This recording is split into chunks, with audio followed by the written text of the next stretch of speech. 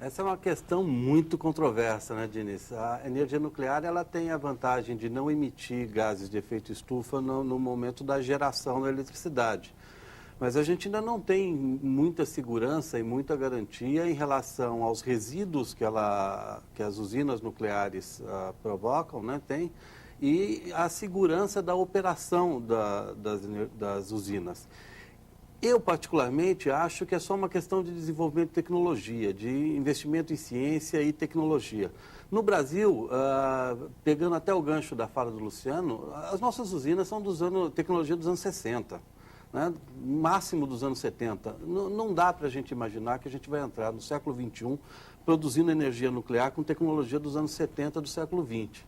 Então, eu acho que com um investimento pesado no desenvolvimento de tecnologia, talvez até a energia nuclear sim se torne uma opção viável para os grandes volumes de energia que a sociedade precisa. Alden Burscheid, tem uma pergunta pela internet do Rafael Tadeu. Por que a mídia só trata da questão ambiental hoje com relação ao aquecimento global? Por exemplo, a poluição dos mares e rios deixou de ser discutida. Diniz, realmente o aquecimento global é um tema majoritário na mídia brasileira e mundial. Outros assuntos, como a questão marinha e de biodiversidade, são tratados de forma pontual e merecem mais espaço, sem dúvida. Eu gostaria de comentar também sobre essa questão que o Martins levantou, sobre esse descolamento entre discursos e ações. Um tema que merece atenção especial nos próximos anos no Brasil é o cumprimento das metas brasileiras de cortes de emissões de gases de estufa, né? Uma das únicas metas que eu conheço com casa decimal, né? Uma coisa super precisa, né? Precisa uma ação mais orquestrada por parte do governo brasileiro para que essas metas sejam realmente cumpridas. Por exemplo, enquanto se anuncia o plano, corre no Congresso brasileiro uma proposta, aliás, 30 propostas, né, projetos de lei, para modificar o Código Florestal brasileiro. Se isso não houver atenção nesse aspecto, pode levar ao aumento do desmatamento, principalmente na Amazônia. Também tem o caso de planos governistas como o PAC, que prometem uma série de impactos em parques nacionais e outras áreas protegidas e terras indígenas na Amazônia. Tudo isso vai ser uma carga de novas emissões, além da própria exploração do pré-sal. Ou seja, tudo isso tem que ser balançado nesse pacote de ações governistas para que essas metas sejam realmente cumpridas. Sem essa ação orquestrada, esse plano todo fica um pouco fraco.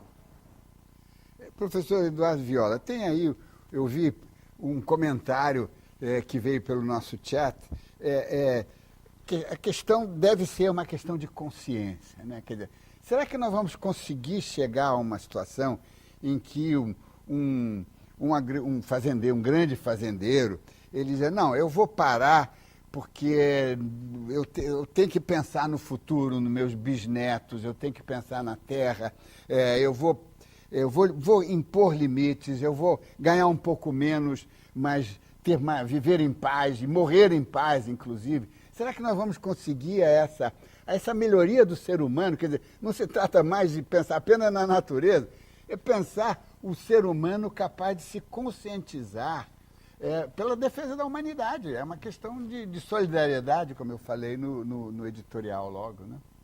Veja bem, eu particularmente sou otimista sobre a capacidade de aprendizado da humanidade. Acho que a humanidade tem ido evolucionando, aprendendo, com sofrimentos gigantescos. Novamente se coloca esta questão agora no início do século XXI. Este é um desafio para a humanidade de uma escala muito, muito extraordinária, digamos, de conseguir cooperar, distribuir custos de uma transição para uma sociedade mais racional e mais consistente com a felicidade humana. E eu acho que tem muitas dificuldades no caminho, mas eu acho que isso é possível e é uma combinação de transformação de consciência individual.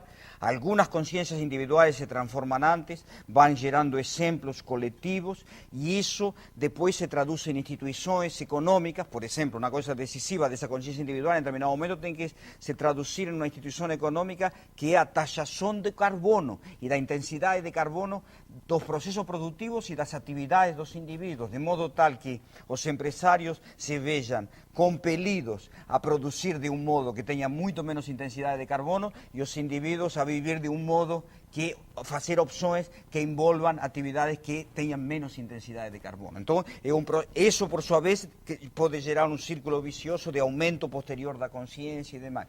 Círculo virtuoso. Claro, exatamente, um círculo virtuoso. Isso pode ser gerado, a história da humanidade é uma história de aprendizado, de avanço, e eu acredito que as possibilidades de cooperação são significativas, mesmo que não vai haver nenhum tratado novo agora em Copenhague, mas as questões, a nave Terra começou a virar, lentamente, muito lento comparado com o que seria necessário, mas começou a virar, e isso que é importante.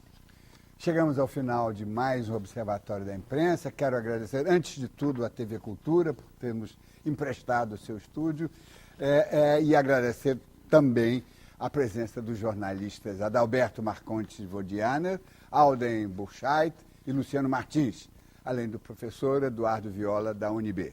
E lembre-se, acompanhando o Observatório da Imprensa pela TV, pela internet e pelo rádio, você nunca mais vai ler jornal do mesmo jeito. Uma boa noite.